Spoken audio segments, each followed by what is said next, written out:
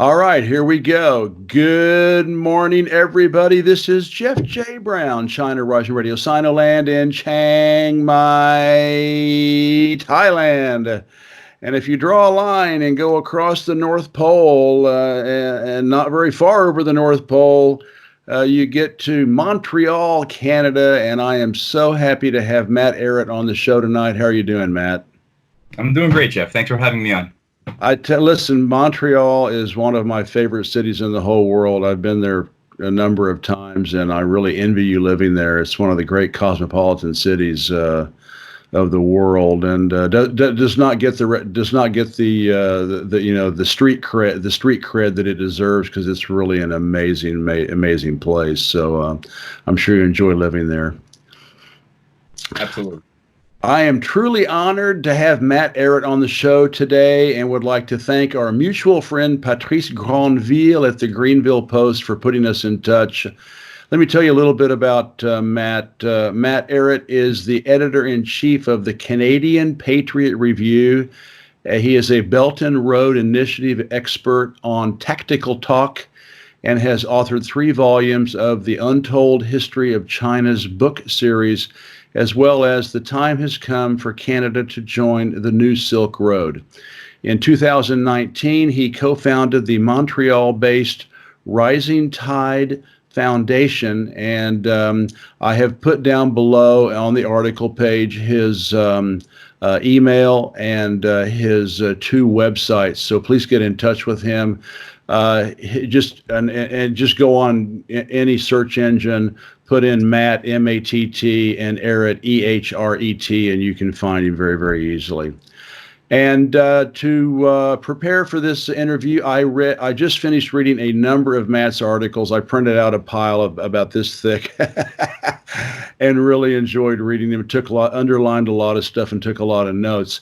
What I like about Matt is he covers a whole range of interesting global topics with lots of historical and current context, which I always try to do too. So I really like the way he puts things into perspective.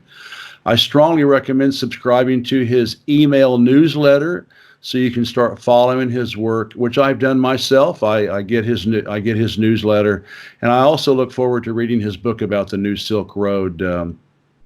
Maybe after the dust settles after COVID-19. So anyway, Matt, first question, please tell us about yourself growing up, your arc of awareness about Western Empire to the point that it inspired you to be a journalist. Well, that's a great first question. I think that from my standpoint, the points in my life that I think have the highest value to answer that question touch on myself as an artist, where my training was never in politics or in economics growing up and into high school, into university. I was primarily focused, I always thought that my world was going to be focused on illustration, arts. That's what my training was in. And at a certain point, I decided to start focusing on documentary making, film, and try to incorporate my animation skills into that. And so I started a bit of a research project, and this was a little bit after 9/11. And obviously, one of the side effects of researching 9/11 in the wake of that is a lot of very, very nasty surprises that shook a lot of the foundations of my reality. Mm-hmm. And that was a painful process that I think a lot of your viewers have experienced, just sort of realizing that there was a big lie, and then beginning to really, you have a choice to run away from it or to dig in. And I chose to dig in and formulate a bit of a picture historically, globally, of what exactly was going on. And it was gratifying on one level and traumatizing on another. And it got to a point where I think that I made a decision to no longer talk about politics, because I figured that the 2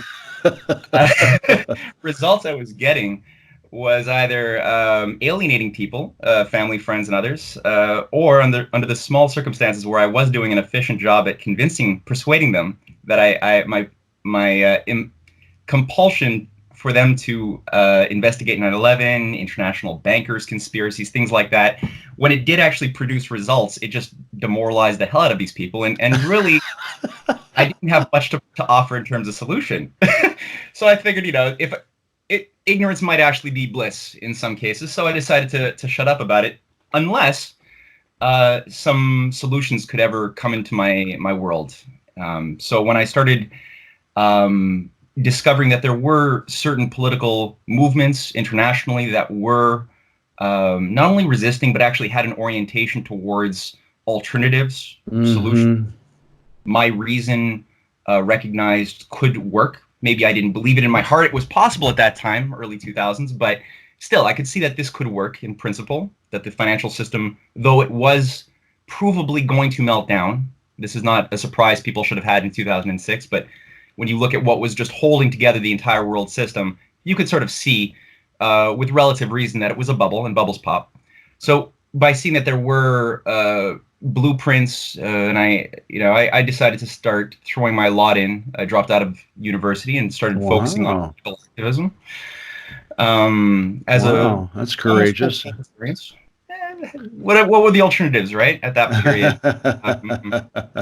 And honestly, one of the things that I also saw was that in my university, one of the problems was that the teachers themselves in the fine arts and film programs I was in were themselves following an ideal that they were encouraging the students abide by, which was deconstructionism, an elevation of abstract and ugly aesthetics, to a point where the idea that was conveyed again and against me was that if you make successful art, it's because you are making your audience squirm in their seats and comfort.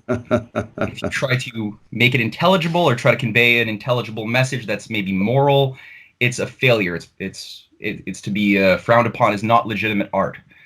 So that I could see was visceral, and it made it more clear why one of the aspects of why our society had such difficulty culturally in shaping an idea of what is real and acting morally in response to the discoveries. There's a systemic problem, and a lot of it is cultural. So that also propelled me to not really value that education so much. And so to get back to your original question, I know I'm dragging on a bit. Right, it's interesting.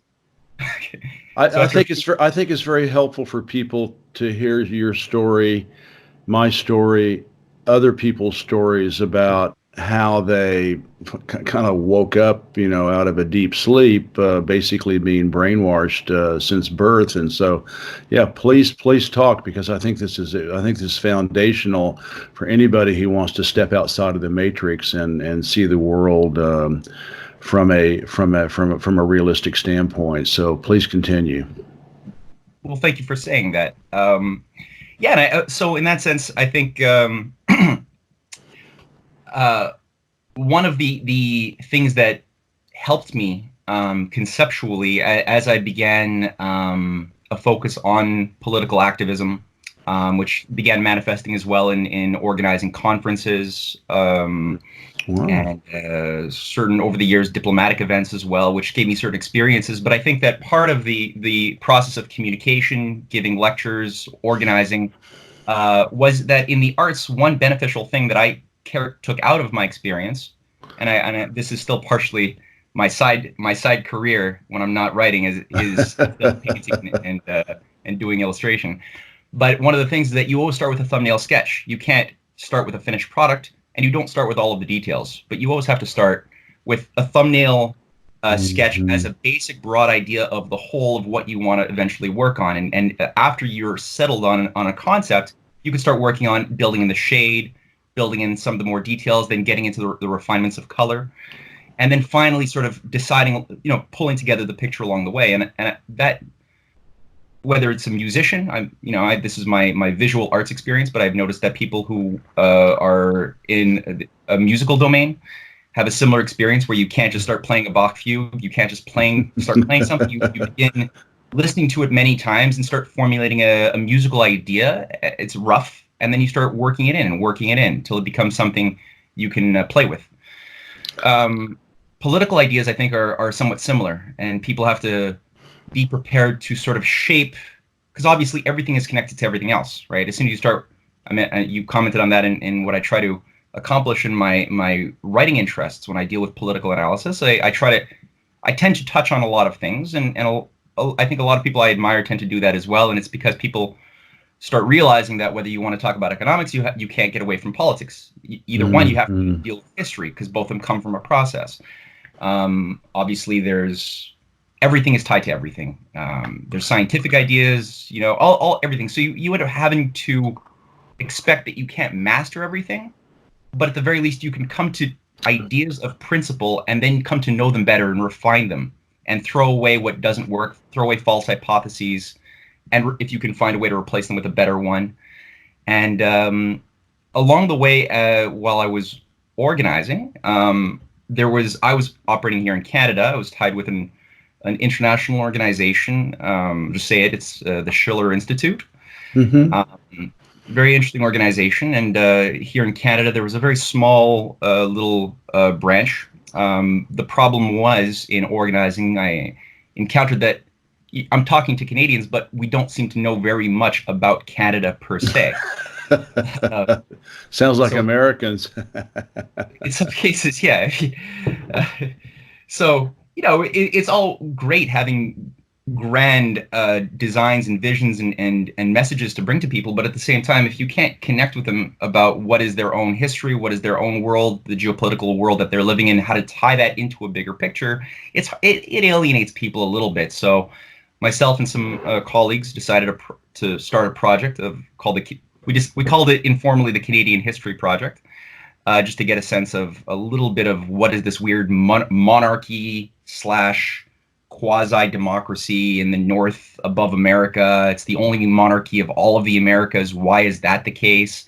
What is this? I mean, today we call it the deep state, but what is this shadow government apparatus within Canada of unelected systems? And it seems to have been there for generations. What is this? Where did that come from? So we did a lot of work, and as we started formulating a better picture and publishing more documentation on that, the Canadian Patriot Review in the summer of 2012 manifested itself as a decision to create a journal that would both take historical assessments, but also tied into the geopolitical changes of the day. And so that's sort of where that came from for the past 8 years, and that's been evolving and becoming more of a broader. Obviously we still deal with Canada, but we touch more and more on the international perspective.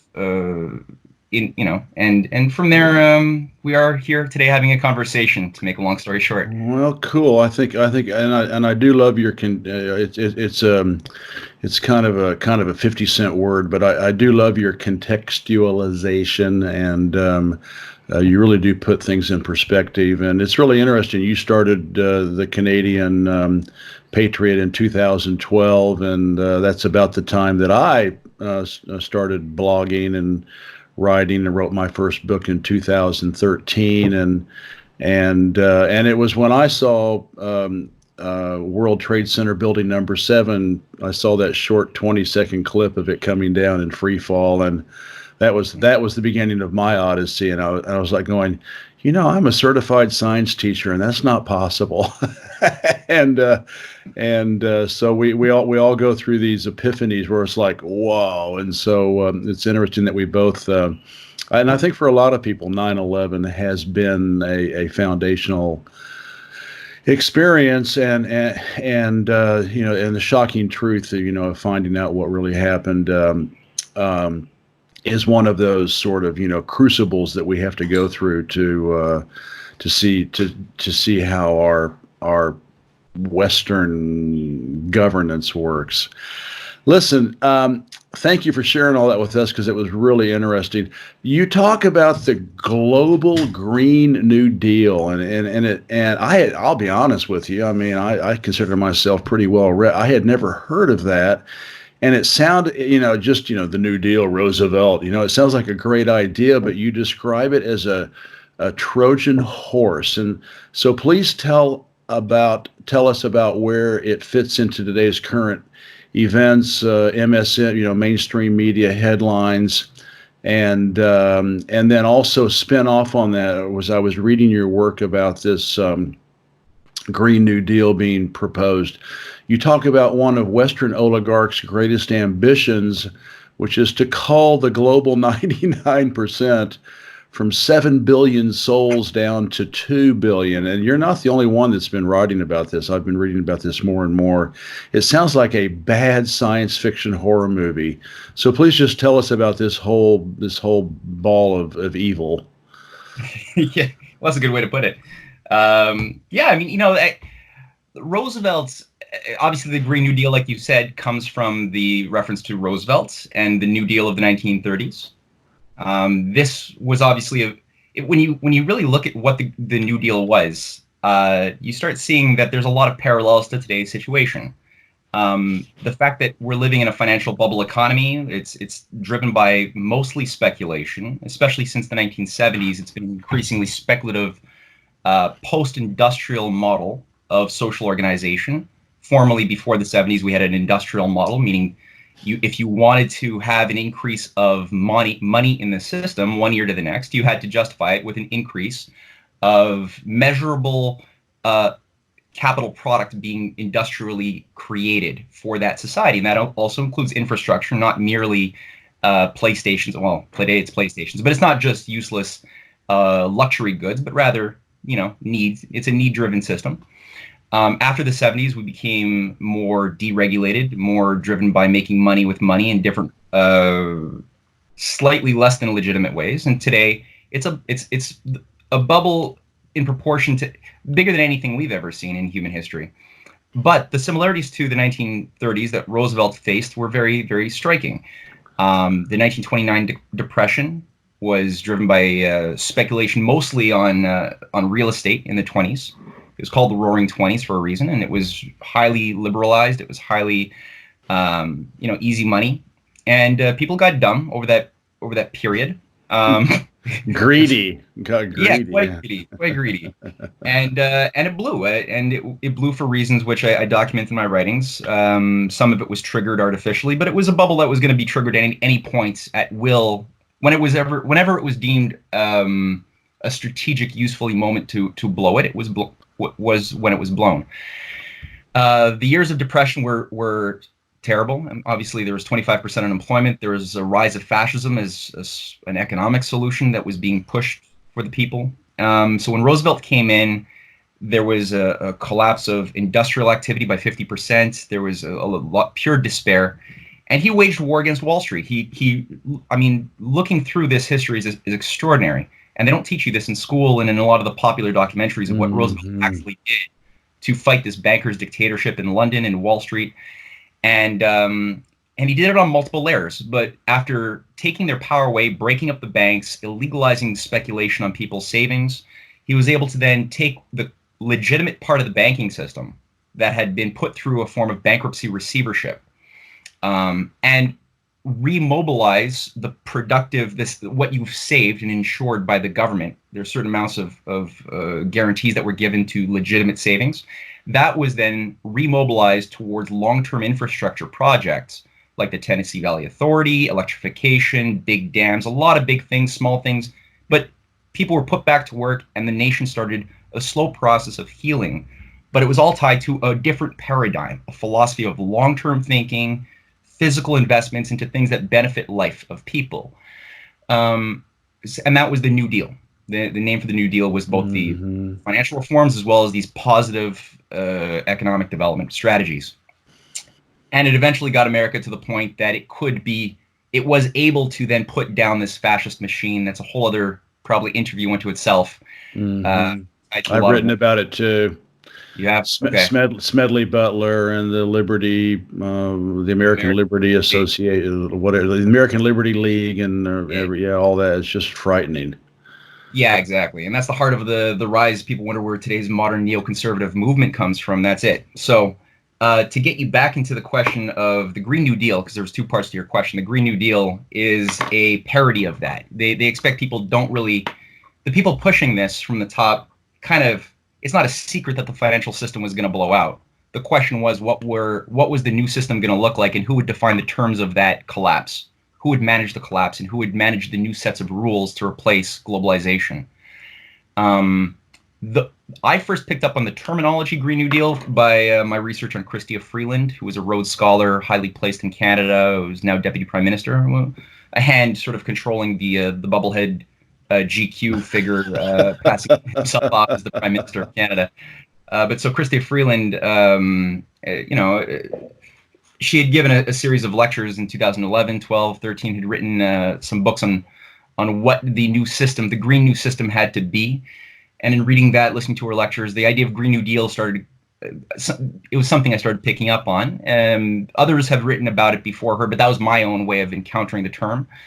And essentially the idea was, okay, we need governments to prepare for a complete reorganization of the rules of the world system. Obviously, what we currently have doesn't work, but they have to be tied to things that ultimately undermine the basis of those nations to exist and to produce for their people.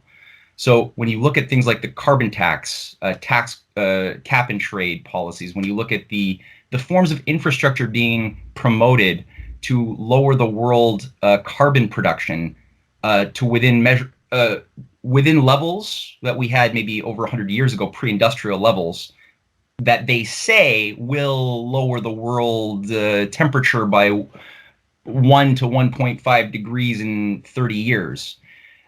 These are all forms of energy, forms of economic practice, which will ultimately undo nations' abilities to industrially create and to produce the sufficient types of infrastructure to sustain 7 billion or 8 or 9 billion people, forget 9 billion, people on the earth at any standard of living worth having. Because to melt industrial steel, to process concrete in the magnitudes that you're seeing China do for the Belt and Road Initiative, just as one example, this requires qualities of energy density that you could never get from windmills or solar panels.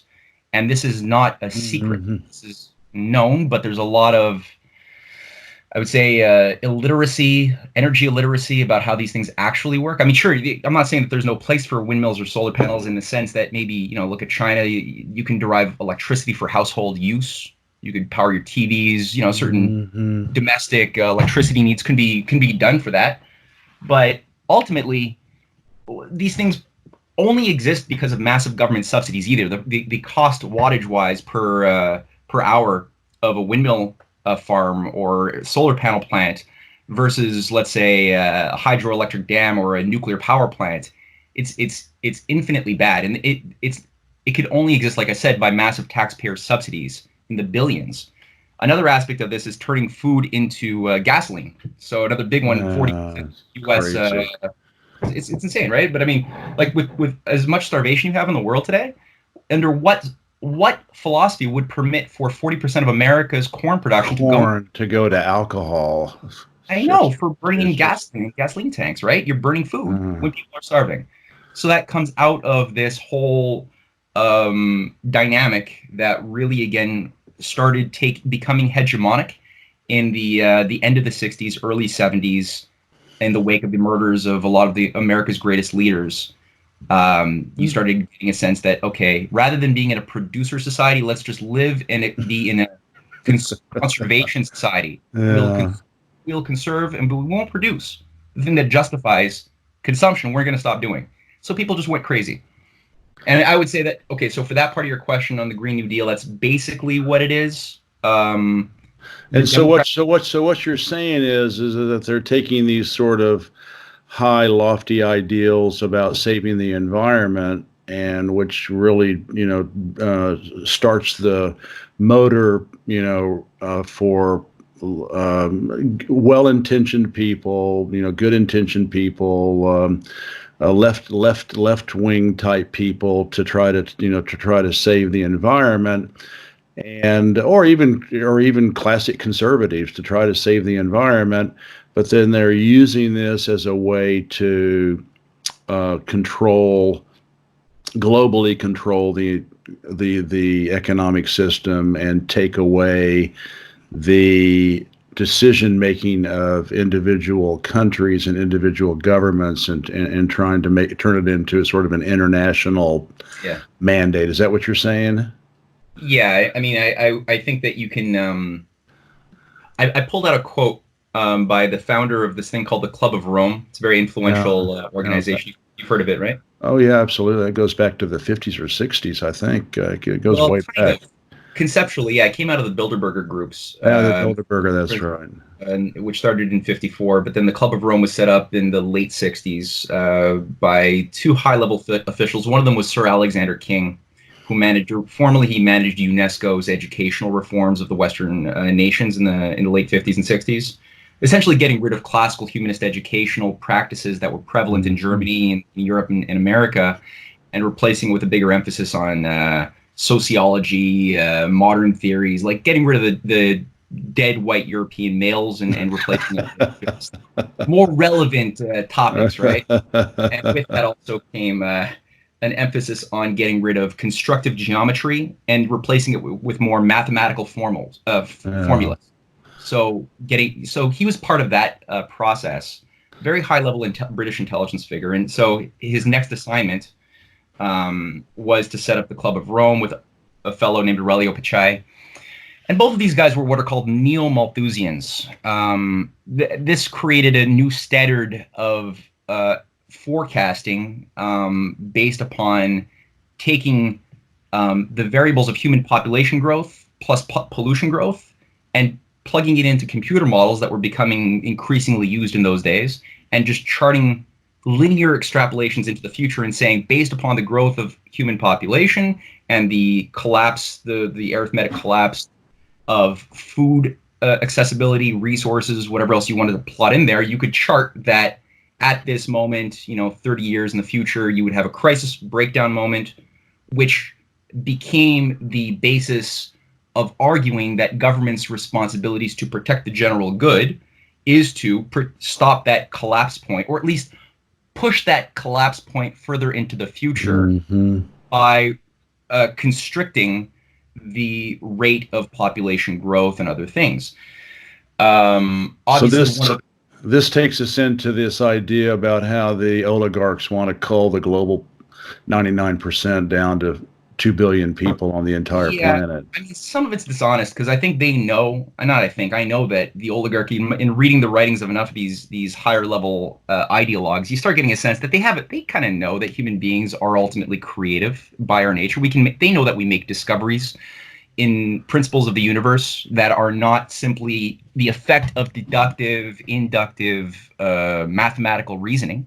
Obviously, these things are useful as types of reasoning, start with a whole, work to the parts, or start with a bunch of patterns in the parts and work to a whole. That's deductive, inductive. Obviously, you got to use those two techniques in managing life anyway, but a new discovery like gravity when Kepler discovered universal gravitation, and I notice I didn't say Newton, or any great discovery is made, there's always a creative leap that's occurring, which is not something a binary computer system can measure. It's descriptive, and so in their 1960s, 70s, like one of those studies was called Limits to Growth that came out of. I remember that. Yeah. Yeah, I remember that. I didn't read it, but I remember it was it came out with quite a bit of ballyhoo. Yeah, and it's today known as the Bible that of environmental forecasting. More copies published in more languages than any other environmental book in the world. And actually, the funding for that started with taxpayer money in Montebello, Quebec. It's actually started in a Club of Rome meeting with Pierre Elliott Trudeau presiding over it. Our Justice Father, who was a big Club of Rome fanatic, loved this stuff. So all that to say, the what was banned from their computer projections was human creativity. It didn't exist. Like what we have at that moment in 1968, 70, in terms of what technologies exist, is all that could exist.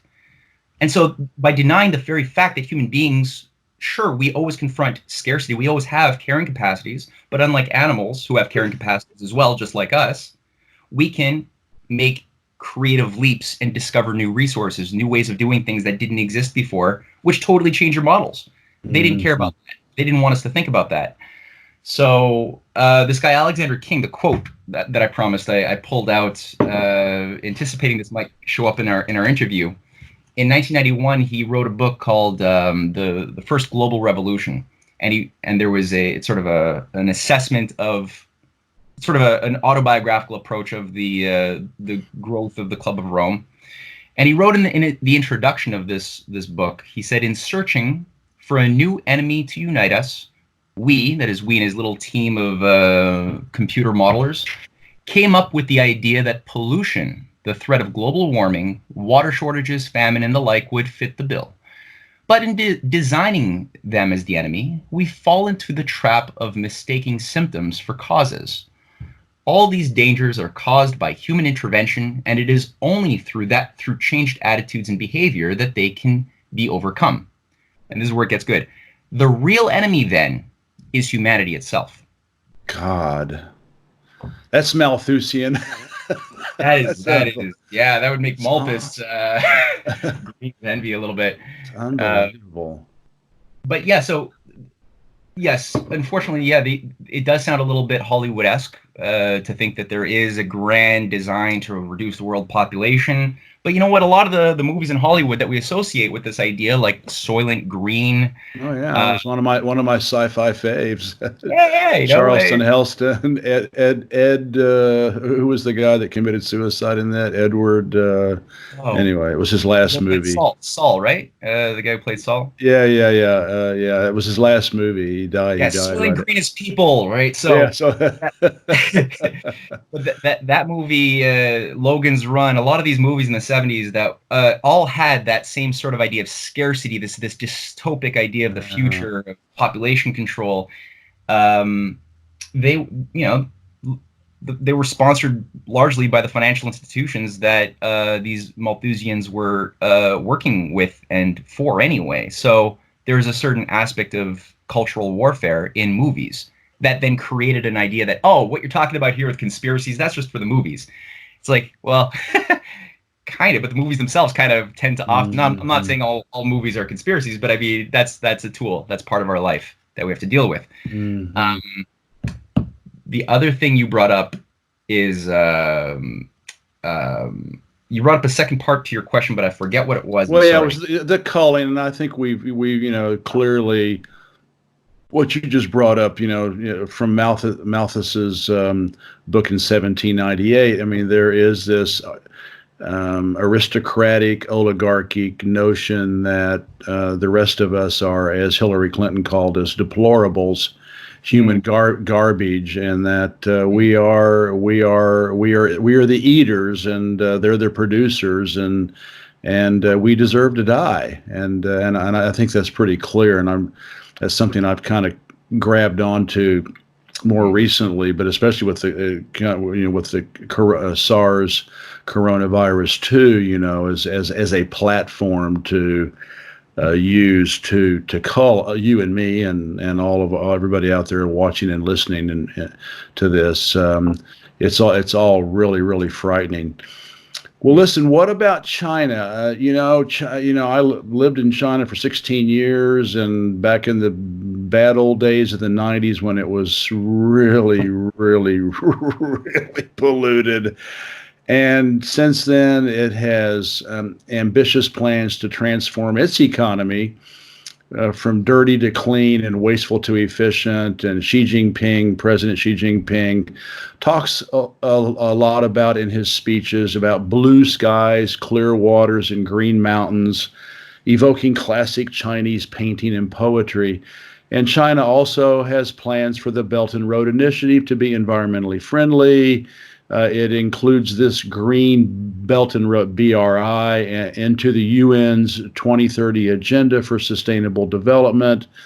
How do you compare and contrast the West's Green New Deal to China's national and international, green initiatives? What do you think? Well, I think going back to the Alexander King statement of man, the real enemy then is humanity itself. The overarching philosophy we're seeing coming from China in all of the beautiful ideas you just enunciated is this idea that man and what we do are the fruits of human life, of our mind, of our thoughts, discoveries, which is scientific and technological progress. So man is a part of nature. So by protecting and making nature better in the Chinese paradigm, we're making human beings also better. You can't sacrifice human beings to make nature better. Mm-hmm.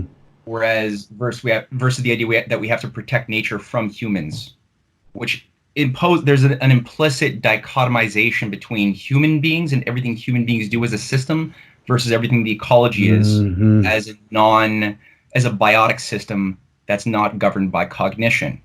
So by assuming that there is this absolute dichotomy, this dualism, you fall into a Malthusian trap, right? That all of a sudden everything seems to operate under its nice consistent patterns, its nice logarithms of cycles, which you see in rabbit populations growing and then collapsing whenever they reach a certain limit that nature provides. Then they eat their babies, the population regulates itself, and then the population begins to grow again. You could see that in every form of environmental life. Human beings, if you try to impose that law of the jungle onto human beings, you get the sorts of results where people start behaving in the sort of ugly way that we see, and they don't even know why. But when you treat us like we're part of nature, you treat human mind like it's a part of nature, you get a very different effect. In China, the way it's approaching the Belt and Road Initiative, it's being green by doing things like greening deserts. You don't build a bunch of solar panels all over the desert the way that a lot of these technocrats in the West are trying to do for North Africa or Arizona. That's just going to increase the heat and increase the desertification by increasing the massive amounts of heat. It prevents any type of agricultural or forestation possibilities forever. It makes that, it condemns it to always being a desert.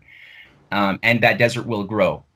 Versus China's approach of saying, okay, let's take, we have deserts, but we also have a lot of water in the south. So let's take that south water north and start along the way increasing abundance of forests, of agricultural zones, things. That's a real way to be green. Green the deserts. They're also doing things where, they have solar panels and they have these other green energy sources. I'm not a big fan of that, but at the same time as they have that, they also have, they're the world's leader of nuclear power development.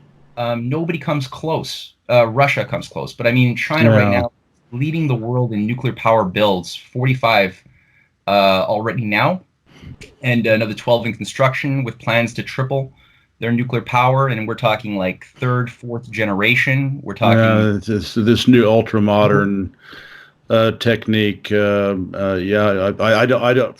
Can't expound on the techniques of it, and we don't need to go into it. But supposedly it's much different than the days of the China syndrome and big time, huge different world, completely melted. And we're talking about also national policies for recycling, closing the nuclear cycle as well, which we in the West told to stop doing this back in the 70s. We just stopped. No, we came close, and then we're just told, just stop. Don't close the fuel cycle. Just bury it. China's saying, well, why do we bury it? It's still radioactive. It's still useful. Why not just close the cycle, reprocess it? And they have a deal with the Canadian SNC-Lavalin, the company tied to all of these scandals right now and being threatened to take down in Canada. But that they're doing a lot of business with. They're one of the only companies doing a lot of Canadian business with China on this sort of technology. Okay, interesting. So that's the real way to be green, is to just assume that human beings are able to both live with nature, but also as we make our life better, if we do it right, we also make nature better. Nature doesn't want to be necessarily, who said that nature wants to be a desert? The deserts that we have today used to be green, lush zones. The Sahara used to thrive in green and water a few thousand years ago. We don't know why that water went under the desert, but it did. Now, who's to say that it's unnatural to bring some of that water from the aquifers back to the north, to the surface, right? Yeah. No reason. Absolutely. Yeah. Well, this gets into the, China is very, obviously for 5,000 years, Buddha was born later, and Confucius and Lao Tzu were born, 700, BC. But they, this is very much this whole idea of, a very holistic, cyclic, the big wheel of Buddha, the big wheel, of life, Confucianism, Lao Tzu, and the Taoism. It really, and I keep trying to tell people, I'm really really sick of the moral equivalence that China's just as bad as the West, because they are different.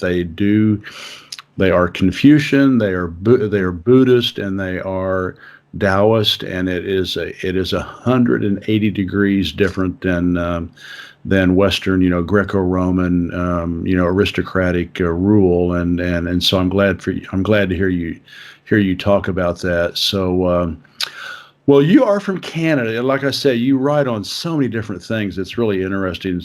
So let's move now to the Arctic. You are from Canada, which has a huge chunk of real estate above the Arctic Circle and in the Arctic Sea. China and Russia, and I didn't realize this until I read your articles, but that China and Russia joined hands to develop this fabulously rich region and the ever-growing northern sea route, and you call all this the Polar Silk Road. What is going on? Why is it important? And what does it mean for China and Russia, as well as Euranglo land going into the 21st century, and of course, especially Canada, since it has such a huge wedge of the Arctic Circle? Well, that was actually one of the reasons, one of the impetuses for the Canadian Patriot, increasingly, very soon after we created it, was to fill this vacuum where there's a lot of think tanks in Canada, a lot of opinion shapers who deal with the Arctic, but they tend to always deal with it from a very geopolitical, very limited lens, which is to see it as a domain of conflict, of confrontation. And there's all sorts of opinionators, of PhDs, of people who make their life and their careers out of just knowing everything about confrontation in the Arctic, whether it's going to be a domain for hosting a ballistic missile shield as part of NORAD, which is a serious topic right now, or whether, there's so many things. So there's nothing talking about seeing the Arctic as a positive platform for dialogue and cooperation, which is exactly what you have coming out of Russia and China right now. I wish that I was the one who invented the term Polar Silk Road, but I was calling it the Arctic Silk Road back in 2014-15. But the term Polar Silk Road came from, it's a beautiful concept, and it came out of a Chinese government white paper in January of 2018. And it's since evolved very quickly as a policy concept and became a major focal point of the maybe 11 months ago now, a major Arctic conference in Russia. Which you wrote about in one of your articles that I read. Yep. And that united very nicely but basically the idea of the Polar Silk Road was extending the maritime aspect as well as the overland aspect of the Belt and Road Initiative, which currently moves primarily in a more southerly east-west form, so going around, from the oceans through the Indian Ocean, or all the way to, Africa, the Middle East, Europe, as well as the overland rail lines and transport corridors that we all know and love. But then extending that idea into the Arctic, as the ice caps are in the north, at least, I won't say the south, but in the north, as the ice caps are receding, there's a huge opportunity for more shipping, more freight, moving from Asia to Europe through the Arctic around Russia. So Russia has made over the past years a huge emphasis on its northeastern development strategies for Siberia, for the Arctic. There's a lot of resources, a lot of oil and natural gas. So the Polar Silk Road united with the Russian Silk Road on ice, which is what Medvedev called it. That's pretty cute. Yeah. And together they created the China-Russia Arctic Research Center. There is huge designs for, look, right now one thing Russia wants to do is they want to quintuple the freight of shipping, 5 times more within 5 years through the Arctic Passage. It means new ports as well. Rail and roads, there's billions of dollars being invested right now to open up those regions that are highly underdeveloped. Most of the population is still in the west of Russia. That's going to change. China wants to really be on board with this, and they first, started making one of their most serious efforts as when they became part of the Arctic Council in 2012, which is a council made up of all of the nations that have territory in the Arctic region. And from there, we had a quick acceleration into China uniting with the Eurasian Economic Union in 2015. There was for the first time, an agreement to start uniting the Russian, Belarus, Kazakhstan development system there. That's called the Eurasian Economic Union. It's a trade zone, and tie that in with the Belt and Road, and then now extend it into the north. So you have these things happening. Putin said something really nice at that event where he said, I just got this quote that I wrote down too, the Great Eurasian Partnership and Belt and Road concepts are both rooted in the principles and values that everyone understands.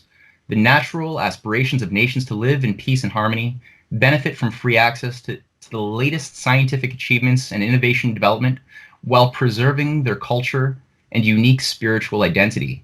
In other words, we are united by our strategic long-term interests, which is great. And so for Canada, this is the sort of thing which we obviously would benefit immensely from, rather than hosting U.S. missiles in preparation for a confrontation with Russia and China, which, again, sadly, this is currently the dominant orientation in Canada currently. I don't think that that's going to be the case for much longer if we come out of the current coronavirus crisis the way I hope we do.